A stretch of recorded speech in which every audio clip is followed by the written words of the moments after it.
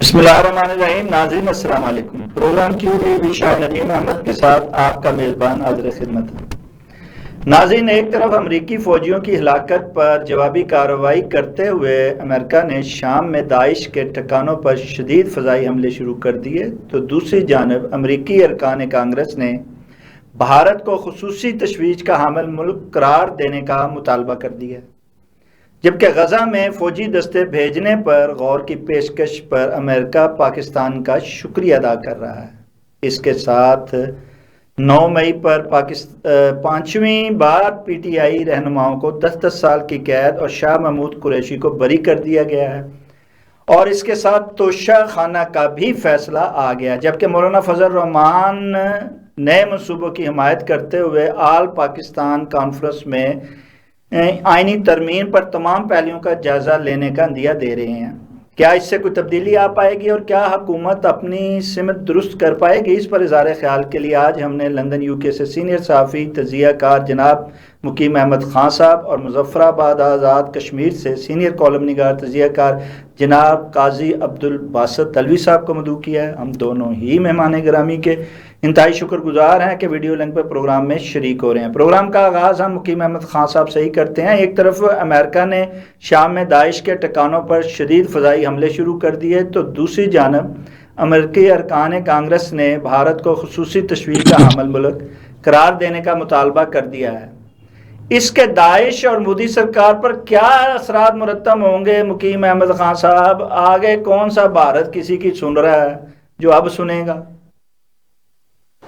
بہت شکریہ شاہد صاحب. یہ جو سیریا کی بمباری ہے، اس کے لیے تو انہوں نے بجات اوپنلی کہہ دیا تھا کہ بھائی ہم اس کا بدلہ لیں گے، کیونکہ ایک انتہا پسند گروپ نے 3 امریکن فوجیوں کو وہاں مارا تھا، اور میں نے بھی گزارش کی تھی کہ بس وہ فضائی بمباری ہی ان کے پاس تیر بہدف ہوتا ہے، اور وہی انہوں نے کیا.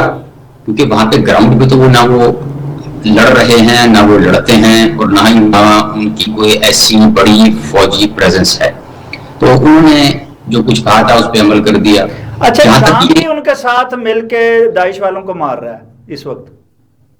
دیکھیے وہ ہے نا کہ وہ اپنی خلافت لانے کے چکروں میں ہے نا، اور اسی وجہ سے وہاں کی صورتحال جو ہے وہ سڈن چینج ہو گئی تھی. ورنہ بشار الاسد کے خلاف ساری ویسٹرن ورلڈ کا اور امریکہ کا اتحاد تھا، لیکن جس وقت وہ داعش والے وہاں سر اٹھایا انہوں نے، تو فوری طور کے اوپر وہ منظرنامہ چینج ہو گیا تھا، اور بشار الاسد کو دنیا کے ایسے کونوں سے بھی سپورٹ مل گئی تھی جہاں سے عملات میں ملنے کی کوئی توقع نہیں تھی. جہاں تک یہ بھارت کے خلاف کانگریس مینس کی قرارداد کی بات ہے، بہرحال یہ ایک اس کی کوئی اتنی امپورٹنس نہیں ہوتی، لیکن یہ ہے کہ ایک ڈپلومیٹک پریشر بلڈ اپ ہو جاتا ہے، اور اب وہ یہ ہے کہ انڈیا تلملا رہا ہے، اور ان کے لیے اپنی فیس سے بھی مشکل ہو گئی ہے کہ ایک تو مودی کو ٹیرف وار کی وجہ سے ان کی اپوزیشن اور صنعت کار جو ہیں وہ تنقید کا نشانہ بنا رہے ہیں، اور دوسری جانب یہ ہے کہ اکانومی پر اس کا بہت بڑا اثر پڑ رہا ہے کہ انڈیا کے ساتھ امریکہ کا جو ٹریڈ ہے وہ 140 ارب ڈالر سالانہ کا تھا. ٹیرف وار کی وجہ سے وہ یوں کے بل نیچے آ گیا، تو اس کی وجہ سے انڈسٹری کی سفر کر رہی ہے، اور انڈسٹری کی کھپت اور یعنی ایکسپورٹ کم ہونے کی وجہ سے ان کی خریداری کم ہو گئی، را مٹیریل کی مزدوروں کی مزدوری ختم ہو گئی یا بہت کم رہ گئی یا نامینل ہو گئی، اور جو کچھ انڈسٹریز اس سے وابستہ تھی سائیڈ لائن پہ وہ علیحدہ سفر کر رہی ہیں. تو یہ ایک ڈپلومیٹک پریشر بلڈ اپ ہوگا انڈیا کے اوپر، اور پھر یہ ہے کہ مودی سرکار کی چیخیں آپ سنتے رہیں گے اسی طرح کچھ دن تک. جی اپنا قاضی عبدالباسط تلوی صاحب، غزہ میں فوجی دستے بھیجنے پر جو غور کی پیشکش کی گئی، اس پہ امریکہ پاکستان کا شکریہ ادا کر رہا ہے. آپ کیا سمجھتے ہیں کہ یہ جو دورے فیلڈ مارشل صاحب کے ہو رہے تھے، اس میں واقعی جو ہے کوئی معاملات طے ہو گئے ہیں اور پاکستان نے جو ہے وہ اس پر رضامندی کا اظہار کر دیا؟ میں نہیں سمجھتا کہ پاکستان نے ابھی اس طرح مکمل جو ہے نا رضامندی کا اظہار کیا، اور ابھی پاکستان کے اسپوکس مین کا بھی بیان آیا ہے، انہوں نے بھی کہا جی کہ ابھی ہم نے اس کو فائنل نہیں کیا کہ ہم نے اس غزہ جو استحکام اسٹیبلٹی فورس ہے اس میں ہم نے شامل ہونا ہے یا نہیں ہونا، ہم نے ابھی اس کو فائنلائز نہیں کیا، تو کیونکہ اس میں خاصے سارے ایشو آ رہے ہیں۔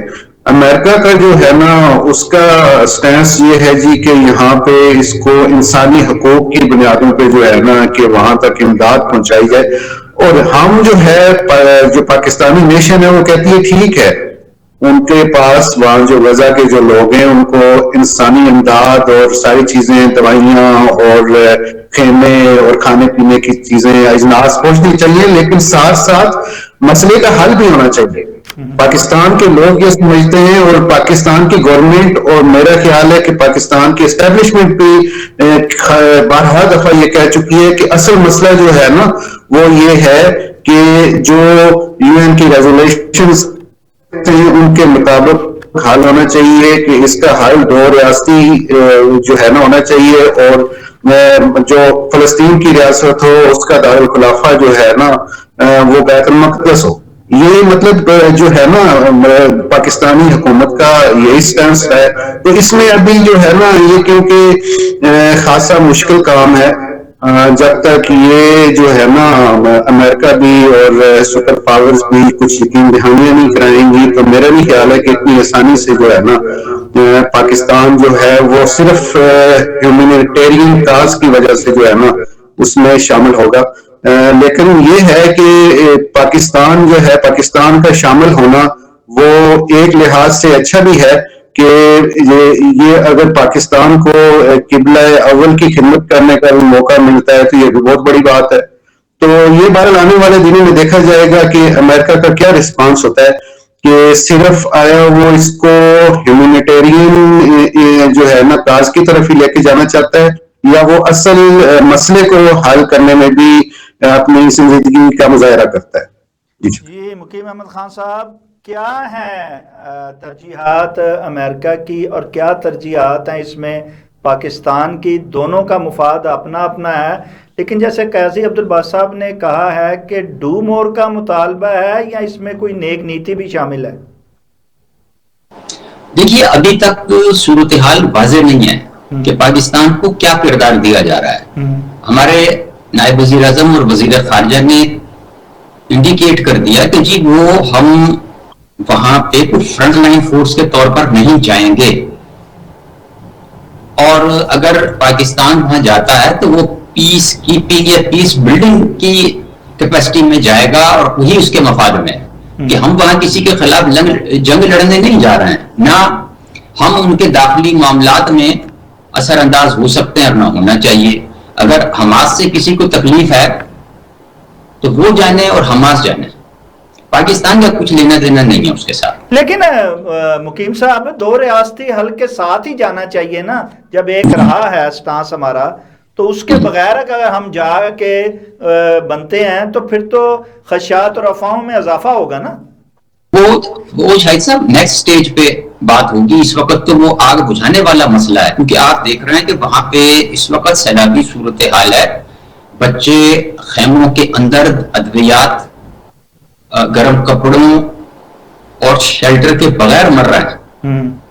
تو اس وقت تو مسئلہ تو صرف یہ ہو رہا ہے کہ یہ کسی طریقے سے کم از کم بمباری بند ہو جائے اور انسانی ضروریات کی چیزیں، ادویات اور علاج معالجے کی سہولیات ان تک پہنچ جائیں، پھر وہ اگلے سٹیج پر دیکھی جائے گی۔ مطلب اس وقت تو وہ 2 اسٹیٹ آپ نہیں بنا سکتے، جس وقت اسرائیل اپنا اگریشن بھی دکھا رہا ہے اور وہ بمباری بھی بند نہیں کر رہا، سن وہ کسی کی نہیں رہا اور ہماری بھی کوئی نہیں سن رہا، تو ایک بڑی مشکل صورتحال ہے، اور کوشش ہر طرف سے اپنے اپنے مفادات کی ہے۔ ایک میں آپ بڑا کلیئر ہوں اس پر کہ امریکہ نہیں چاہے گا کہ ان کی ایک حصے سے ایک پیسہ بھی لگے غزہ کی تعمیر و ترقی کے لیے، اور اس نے قربانی کی قربان گاہ پہ جو ہے وہ عرب اور مسلمان ریاستوں کو چڑھانا ہے کہ یہ لو جی اپنے مسلم برادر کی خدمت کریں، اب آپ اگلے 25 سال آپ اسے بلڈ کریں، ہم تو کر کے نکل گئے. ایک دوسرا یہ ہے کہ یہ جو ان کی فروئی وہ پوزیشن ہے دونوں کی، اس میں کوئی کسی کی سن نہیں رہا ہے. اب حماس نے ایک سٹینڈ لیا ہوا ہے کہ جی ہم اسلحہ نہیں دیں گے تو فلسطین کی کسی قیادت کو یا غیر جانبدار پارٹی کے حوالے کریں گے. مطلب وہ سرنڈر نہیں کرنا چاہ رہے. ان کے لیے یہ ایک it's a matter of ego and dignity کہ جی وہ ہم ہتھیار دیں کس کو، اسرائیل کو. تو یہ صورتحال ہے. پھر اسرائیل کی اپنی ترجیحات ہیں کہ وہ ترکی کو وہاں برداشت نہیں کر رہا، وہ مصر کے خلاف بھی کہہ چکے ہیں، اعتراضات ریز کر چکے ہیں، اور اسی طرح ان کو نیبرنگ کنٹریز میں بھی کوئی پک اینڈ چوز ہے. ادروائز کون سا مسئلہ تھا کہ یا تو آپ یونائٹڈ نیشن کی امن فورس منگا لیتے under the banner of United nation, بات ختم. اس میں دنیا کے 250 میں سے کم از کم کوئی 70-80 ملک بھی اپنے 100 فوجی بھیج دیتے، چلو جی پیس کیپنگ فورس وہاں پہ تعینات ہو جاتی، سم تھنگ لائک دیٹ. لیکن یہ ہے کہ وہ ادھر بھی نہیں جا رہا ہے. اب یہاں بھی یہ پک اینڈ چوز ہو رہا ہے کہ اسرائیل کو یہ ہے کہ میرے ہمسائے میں یا میرے بارڈر کے اوپر ان ممالک کے فوجی آئیں اور ان کے نہ آئیں. اب یہ اس کو جو ہے نا کیسے سیٹل کیا جائے گا. تو بہرحال بات تو ہو رہی ہے اور اللہ کرے کہ کسی مثبت نتیجے پر پہنچے اور یہ مسئلہ حل ہو. قاضی عبدالباسط الوی صاحب، مقیم احمد خان صاحب کا کہنا ہے کہ آگ لگی ہے اس کو بجھانا ہے، اس کو ہوا نہیں دینی ہے. اگر ہوا دی جائے گی تو آگ مزید بڑھے گی. لیکن یہ آگ اور یہ اس کی چنگاریاں جو ہیں وہ ہماری سیاسی میدان میں بھی یہاں لگی ہوئی ہیں، فیصلوں پر فیصلے آ رہے ہیں. اب ایک بار پھر 5ویں بار جو ہے وہ پی ٹی آئی جو رہنما ہیں ان کو 10 سال کی قید دے دی گئی ہے، اور اس کے ساتھ بڑی حیرانگی کی بات ہے کہ محمود قریشی صاحب کو جو ہے وہ بری کر دیا گیا ہے، جبکہ توشہ خانہ کا بھی فیصلہ آ گیا ہے. آپ ان فیصلوں کو کس نظر سے دیکھ رہے ہیں قاضی عبدالباسط الوی صاحب؟ میں تو جی ان فیصلوں کو بڑی اچھی نظر سے دیکھ رہا ہوں. ٹھیک ہے. میرے حساب سے تو یہ فیصلے جو ہے نا تھوڑا سا لیٹ آئے، ڈیلے ہوئے ہیں، یہ پہلے آ جانے چاہیے تھے. دیکھیں جیسے میں پچھلے پروگراموں میں بھی بارہا کہتا رہا ہوں کہ یہ جو ہے نا یہ اب جماعت جو ہے یہ سیکورٹی رسک بن چکی ہے. ٹھیک ہے. ٹھیک ہے. اور جماعت کے جو خاص طور پہ جو بانی ہیں وہ سیکورٹی رسک بن چکے ہیں. تو ان کا جو ہے نا سیاسی جماعت سے لینا دینا ٹھیک ہے. آپ بات پوری کیجئے، لیکن میرا سوال بیچ میں لے لیجئے. قاضی اب ہر دور اقتدار میں اپوزیشن جو ہے وہ ریاست کے لیے رسک ہی بنی ہے، اور یہ بھی بن رہی ہے.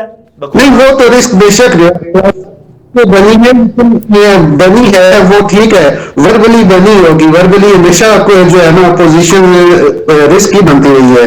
لیکن انہوں نے پریکٹیکلی اس کو ثابت بھی کیا ہے. ٹھیک ہے. انہوں نے اپنے ایکشن سے ثابت کیا. 9 مئی کے واقعات دنیا پوری کے سامنے ہیں. ٹھیک ہے. اب پورا پاکستان اور تمام ادارے کہہ رہے ہیں جی کہ ہم نے افغان مہاجرین کو واپس بھیجنا ہے. یہ کہتے ہیں نہیں، ہم نے نہیں بھیجنا چاہیے. ٹھیک ہے. پھر یہ کہتے ہیں کہ آپ ان کے ساتھ مذاکرات کرو. ٹھیک ہے. اور ہر چیز میں جو ہے نا یہ مخالفت کر رہے ہیں. تو پھر یہ تو اصل جو ہے نا سیکورٹی رسک تو یہ لوگ ہوئے نا. تو یہ معاملات جو ہے نا یہ جو دیکھنے والے ہیں، یہ معاملات پوری پاکستانی قوم دیکھ رہی ہے. ٹھیک ہے. اور اسی وجہ سے ان کو اب لوگوں کی اس طرح کی حمایت حاصل نہیں ہے. لوگ ان کے لیے باہر نہیں نکل رہے. کیوں نہیں نکل رہے؟ کیونکہ لوگوں کو پتا ہے کہ کون ملک میں امن و امان لانا چاہتا ہے، ملک میں خوشحالی لانا چاہتا ہے، اور کون ملک میں انتشار لانا چاہتا ہے. تو یہ سارے معاملات جو ہے نا یہ انہوں نے اپنے پیروں پہ کلاڑی خود ماری ہے. ٹھیک ہے. ٹھیک ہے. آپ لوگوں سے اگر کوئی جو غلطی ہوتی ہے آپ اس کی معافی مانگو اور معاملہ جو ہے نا رفع دفع کرو. لیکن یہ ابھی تک ان کی جو ہے نا ہٹ ڈرمی ہے، اور یہ مطلب جو جاری ہے، اور خاص طور پہ ملک کی سلامتی کے حوالے سے تو کسی چیز پہ کمپرومائز نہیں کیا جا سکتا. وہ بے شک نون لیگ ہو، بے شک پیپلز پارٹی ہو یا پی ٹی آئی ہو، سب سے پہلے ملک ہے. ٹھیک ہے جی. ملک سے آگے کوئی چیز نہیں ہے. لیکن اگر یہ ملک کو بھی پیچھے رکھ کے اور اپنے مفادات اور اپنی چیزوں کو آگے کوئی بھی جماعت لے کے آتی ہے، میں یہ نہیں کہتا کہ جو ہے نا پی ٹی آئی ہے یا پیپلز، میرے لیے سارے برابر ہیں. سب سے پہلے میرے لیے جو ملک ہے، جو ملک کے خلاف جو ہے نا کوئی بھی اسٹیپ کرتا ہے تو وہ ہم اس کی کوئی بھی لوگ جو ہے نا باشعور یا بندہ اس کی سپورٹ نہیں کر سکتا. ٹھیک ہے جناب مقیم احمد خان صاحب، 9 مئی پر 5ویں بار 10 سال جو ہے وہ سزا دے دی گئی ہے، اور اس کے بعد توشہ خانہ 2 پر جو ہے وہ مجموعی طور پر 17 سال جو ہے اس کی سزا دی گئی ہے. یہ توشہ خانہ پہ ایک ٹرینڈ سیٹ کر دیا گیا 17 سال والا. اب آپ توشہ خانہ میں چلیں، دے دیں، وقت کا کوئی پتہ ہے، حالات کا تقاضا بدلتا ہے، تو جو ہی وقت بدلا، ہوائیں بدلیں، دوسرے آئے، تو پھر تو ٹرینڈ سیٹ ہو گیا. تو تیار ہیں دوسرے توشہ خانہ والے، اس سے بڑے بڑے تحائف لیے گئے ہیں، اس سے بڑی بڑی جو ہیں غیر قانونی غیر آئینی معاملات ہوئے ہیں. تو پھر یہ ٹرینڈ سیٹ ہو گیا نا، پھر اگلے کیا کریں گے؟ اپنے پیر پہ بقول قاضی عبد الباسط الوی صاحب خود ہی کہاڑی مار رہے ہیں. یہ بھی اس میں کوئی شک نہیں ہے جی. تاریخ تو یہی بتاتی ہے کہ کرما بھی ہوتا ہے اور عمل کا رد عمل بھی ہوتا ہے، اور پھر وہ کہتے ہیں وہ جتنا گڑ ڈالو گے اتنا میٹھا ہوگا. اب یہ دیکھ لیں کہ کتنا گڑ کھا سکتے ہیں یا کھلا سکتے ہیں، اور پھر کتنا میٹھا برداشت کر سکتے ہیں. آپ کے سامنے میاں نواز شریف صاحب کو طیارہ اغوا کیس، عمر قید، سزائے موت تک کے مقدمات، آج میاں صاحب کی حکومت بھی ہے، ان کی جماعت رول کر رہی ہے، ان کی صاحبزادی وزیر اعلیٰ پنجاب ہیں، بھائی ان کے وزیر اعظم پاکستان ہیں، اور چوتھی مرتبہ وہ اقتدار انجوائے کر رہے ہیں. اور یہ اسی طرح لیبل بانٹتے رہے ہیں ہم ساری عمر، اور پھر یہ اسی لیے کوئی اعتبار نہیں کرتا کہ جس وقت کبھی آپ کو بڑی لمبی مثالیں کہ یہی آصف علی زرداری تھے کہ جن کو جناب یا جیل میں ڈال دیا گیا تھا بدعنوانی کے مقدمات میں، اور خدا جانے کیا کیا، اور گورنر ہاؤس سے گرفتاری ہوئی تھی ایک ٹائم پہ، اور بات یہ نکلی تھی کہ جناب صندوق بھر کے کیش وہاں سے نکلی ہے، اور یہ ہو گیا، چلیں جی ٹھیک ہو گیا. اس کے بعد پھر جنہوں نے الزام لگائے تھے انہوں نے ان سے وزیر ماحولیات کا حلف لیا تھا. یہ بھی تاریخ ہے. اور آج صدر آصف علی زرداری جو ہیں وہ پاکستان کے صدر ہیں دوسری مرتبہ. جہاں تک یہ ٹرینڈ سیٹ کرنے کی تعلق ہے، بظاہر تو ایسا ہی پیٹرن ہے. اور دوسرا آپ نے جو اشارہ کیا توشہ خانہ کی طرف، دیکھیے کہ یہ توشہ خانہ میں ٹھیک ہے کہ وہ کوئی چیز اگر غلط کی ہے اس کی سزا ملنی چاہیے، لیکن پی ٹی آئی کے جو اعتراضات ہیں اس کو دیکھتے ہیں تو اس میں بھی وزن نظر آتا ہے. ان کے کہنے کے مطابق کہ یہ اتنی سپیڈ کے ساتھ فیصلے ہوئے ہیں جو پاکستان کی تاریخ میں نہیں ہوئے. پھر اس کے علاوہ انہی کا توشہ خانہ کا مقدمہ بنا اور سزا بھی ہوئی، اچھی بات ہے. تو باقیوں کا کیا ہوا؟ ابھی تک ہائی کورٹ نے آرڈر جو کیا تھا ایک مقدمے میں کہ توشہ خانہ کا تمام ریکارڈ پاکستان کی تقسیم کے بعد پیش کیا جائے. آپ دیکھ لیں کہ حکومت نے کہا کہ جی وہ ریکارڈ دستیاب ہی نہیں ہے، اور اس کے بعد عدالت عالیہ بھی جو ہے وہ دودھ جلیبیاں کھا کے سو گئی. انہوں نے بھی دوبارہ نہیں پوچھا کہ بھائی وہ ریکارڈ ابھی تک کیوں پیش نہیں ہوا. اچھا، پھر پی ٹی آئی کا دوسرے جو اعتراضات ہیں اس سارے سسٹم کے اوپر کہ جی وہ فارن فنڈنگ کا کیس بھی ہمارے اوپر لگا، باقی جماعتوں کے خلاف بھی کیسز تھے، وہ کہاں گئے؟ باقی جماعتوں کے بھی انٹرا پارٹی الیکشنز ایسے ہوئے جیسے پی ٹی آئی کے ہوئے تھے. تلوار گیری کس کے اوپر؟ پی ٹی آئی کے اوپر. تو یہ ایک عجیب و غریب صورتحال ہے کہ وہ پک اینڈ چوز والا عدالتی نظام ہمیں نظر آ رہا ہے، اور پی ٹی آئی بجا طور پر اس پہ اعتراض کر رہی ہے. اور اب اس کو چونکہ یہ سیاستدانوں کو سزا ہوئی ہے، اس کو سیاسی انداز میں اور سیاسی طریقے سے ہی بیان کیا جائے گا ان کی جانب سے. مطلب وہ پہلی بات وہ بھی یہ کہہ رہے ہیں کہ جی ایک جلد بازی کی گئی، دوسرے اس میں وکیل صاحب ان کے فرما رہے تھے کہ جو وہ تو لکھا ہوا فیصلہ لائے تھے، اور آج ابھی انہوں نے عدالت کی پروسیڈنگز آگے بڑھانی تھی لیکن وہ نہیں ہوا، اور وہ جو لکھا ہوا فیصلہ لائے تھے وہ وکلاء کی غیر موجودگی میں سنا دیا. تو اب وہ اپیل کریں گے اس کی اسلام آباد ہائی کورٹ میں.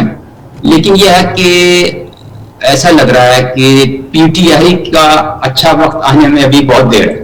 جی قاضی عبد الباسط الوی صاحب، پی ٹی آئی کے اچھا وقت آنے میں بہت دیر ہے، لیکن جو ہے وہ سچ کو کب تک چھپایا جا سکتا ہے؟ اس پر جو ہے عمران خان اس فیصلے پر بھی کہتے ہیں حیرت زدہ ہو گئے ہیں، لیکن اہل دانش کا کہنا ہے کہ یہ فیصلے بھی اسی طرح 1 منٹ میں اڑ جائیں گے وقت تبدیل ہونے پر، جیسے کہ گزشتہ جو لوگ تھے ان کے فیصلے اڑے تھے. آپ کیا کہتے ہیں؟ میرا بھی خیال ہے جی کہ یہ جو ہے نا جو فیصلے ابھی ہو رہے ہیں نا یہ ریورس سے میرا بھی خیال ہے کہ یہ ہوں گے.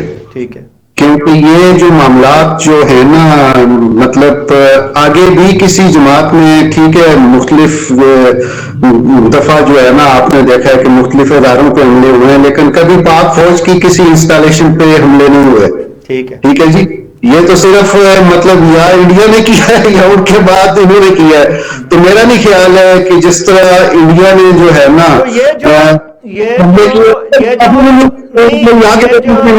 یہ جو مشرف کا طیارہ ہوا میں روک لیا گیا تھا وہ فوج نہیں تھی، وہ چیف نہیں تھا اس فوج کا؟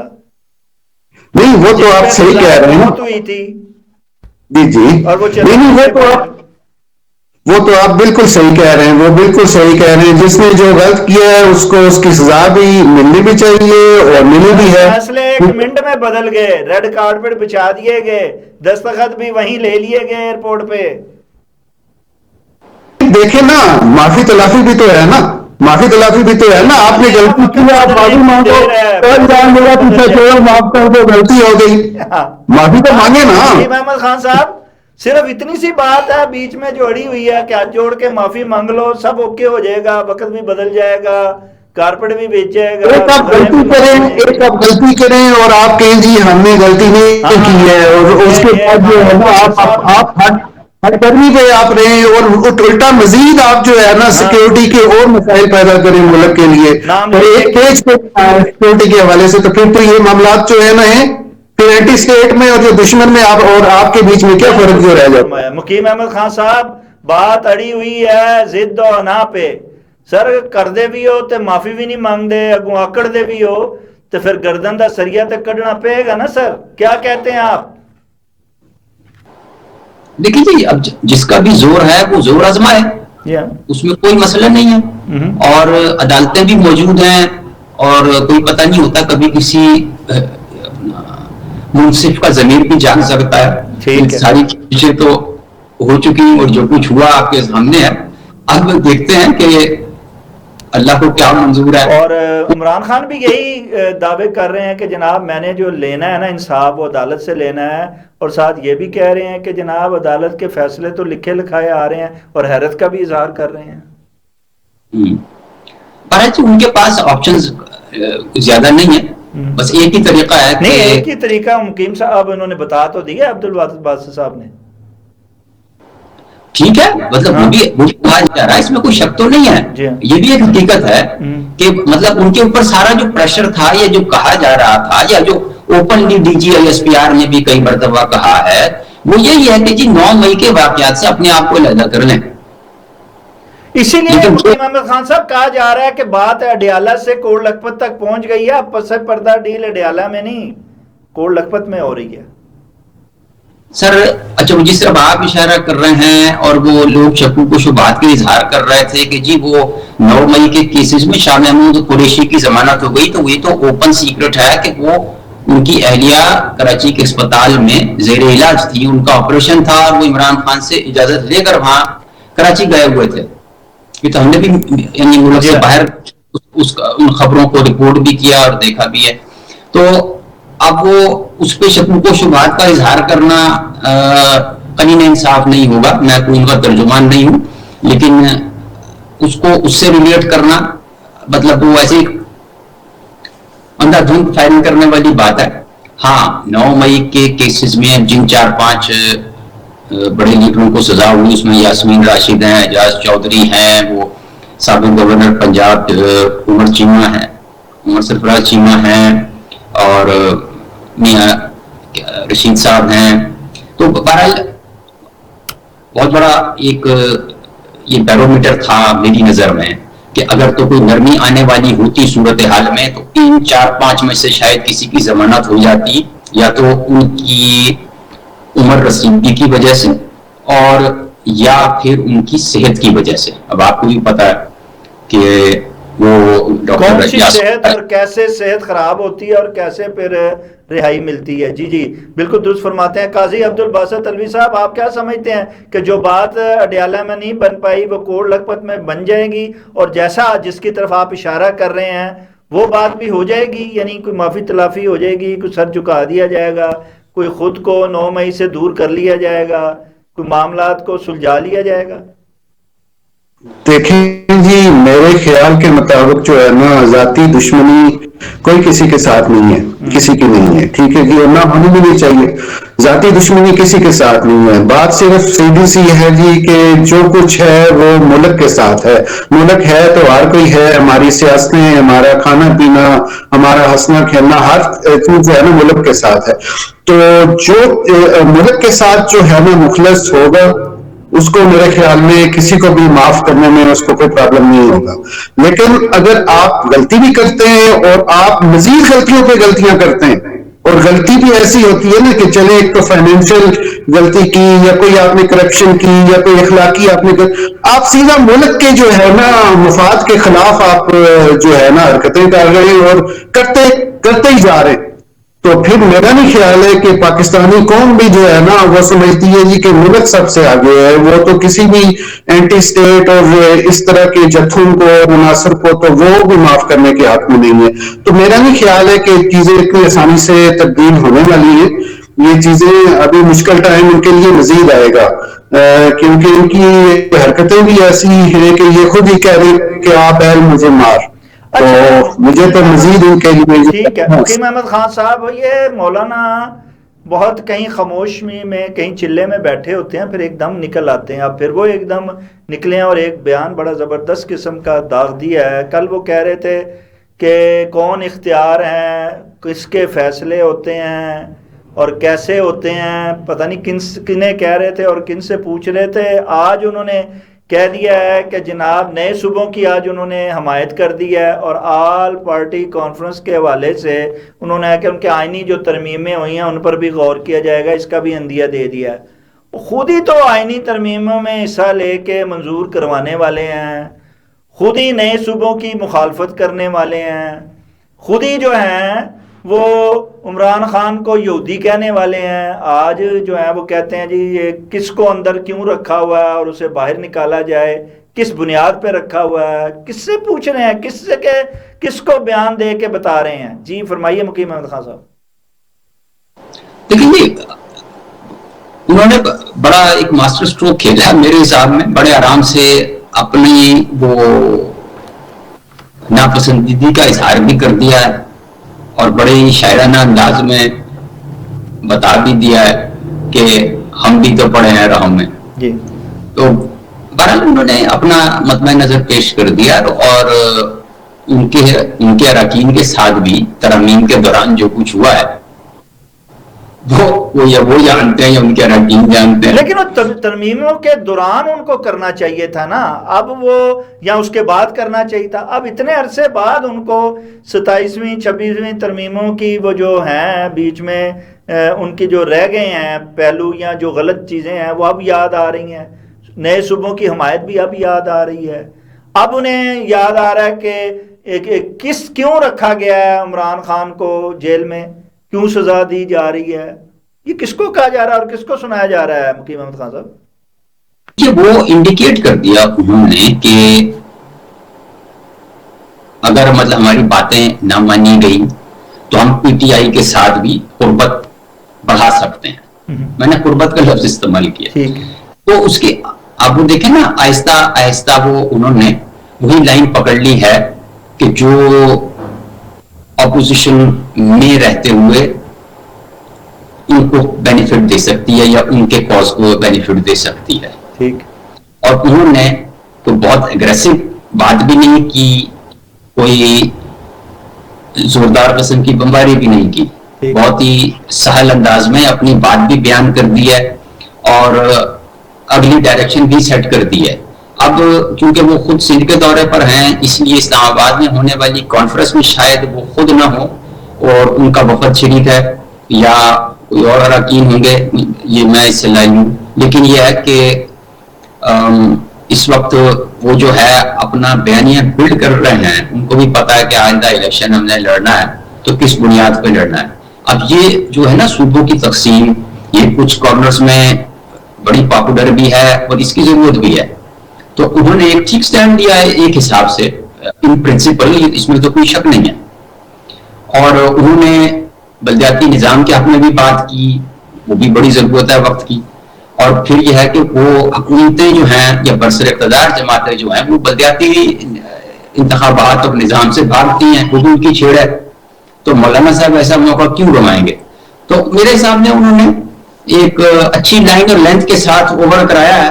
اب دیکھتے ہیں کہ میچ کا نتیجہ کیا نکلتا ہے. جی قاضی عبدالباسط علوی صاحب، میچ کا نتیجہ کیا نکلے گا؟ کہ آپ سمجھتے ہیں آل پارٹی کانفرنس میں یہ اپوزیشن جو بیٹھنے لگی ہے یہ ایک پلیٹ فارم پہ متحد ہو پائے گی اور اس کاز پر جو کہ اس آل پارٹی کانفرنس میں طے ہوں گے اس کو لے کر آگے بڑھ پائے گی اور کوئی ایسی تبدیلی لا پائے گی جو کہ ملکی اور عوامی مفاد میں ہو؟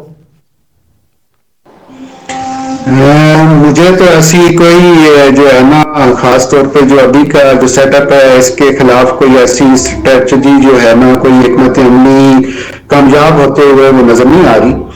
تو بہرحال سب نے اپنا اپنا چورن تو بیچنا ہی ہے، ٹھیک ہے جی، اپنی دکانداری تو چمکانی ہے، کیونکہ الٹیمیٹلی سب نے ایک دن جو ہے نا وہ عوام کے پاس تو جانا ہی جانا ہے. تو ان کو کچھ نہ کچھ تو ان کے پاس ہونا چاہیے، کچھ شکایات ہونی چاہیے، کچھ یہ ساری چیزیں جو ہے نا یہ صرف عوام کو لبانے کے لیے کی جا رہی ہیں. تو میرا بھی خیال ہے کہ اس سیٹ اپ سے جو ابھی جو نظام چل رہا ہے اس سے مطلب انٹرنلی بھی اور ایکسٹرنلی بھی جو ہے نا سارے جو عناصر ہیں اور سارے جو سٹیک ہولڈرز ہیں وہ سب ان کے ساتھ سیٹسفیکشن کا اظہار کر رہے ہیں. تو میرا بھی خیال ہے کہ کوئی بھی مستقبل قریب میں اس سیٹ اپ کو کوئی خطرہ پیش ہوگا یا کوئی ایسی مشکل درپیش آئے گی.